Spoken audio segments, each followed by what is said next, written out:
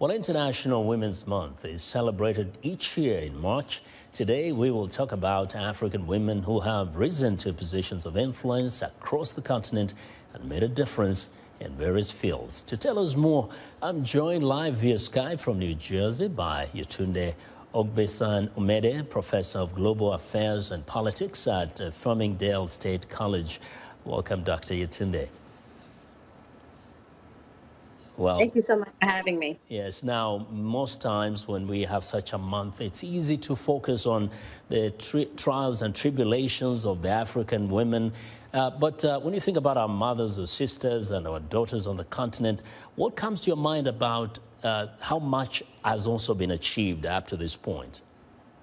I think it's a story of really resilience. I think African women have continued to find their voices in places where their voice was not welcome at the table. We are seeing an increase of women joining the political scene, women who are using their platforms in grassroots levels to really speak truth to power and to talk about many social issues that they have been impacted by, but have not been at the table to make policies that directly impact them. So I think we're seeing a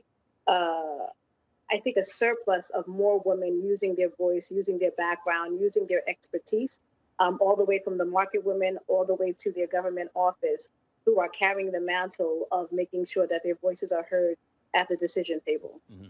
What do you think it feels like, or what impact does it have when an African woman sees, for example, the WTO Secretary General is an African, the President of Tanzania is a woman? I mean, tell us what you think that has an effect on the African woman. Representation does matter. So when young African women and young African girls are able to see themselves in positions of power in places where decisions are made for a multitude of people, I think it has what we call a ripple effect.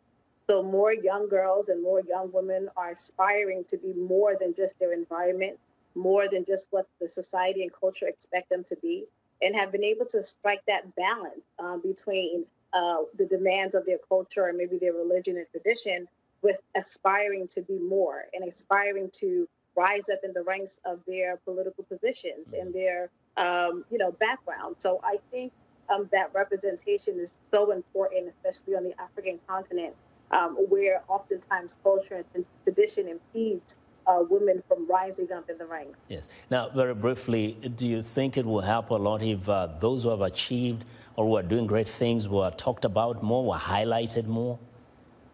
Absolutely. I mean, sharing one story is really just what we call like a guide for other people and for other young women. So when you are able to hear women who have achieved such greatness talk about their story, talk about the setbacks that they have encountered to get to where they are now, I think it serves as not only an inspiration, but also a manual and a roadmap for other young women to follow. Well, and you're one of those role models. Thank you very much, Dr. Yetunde.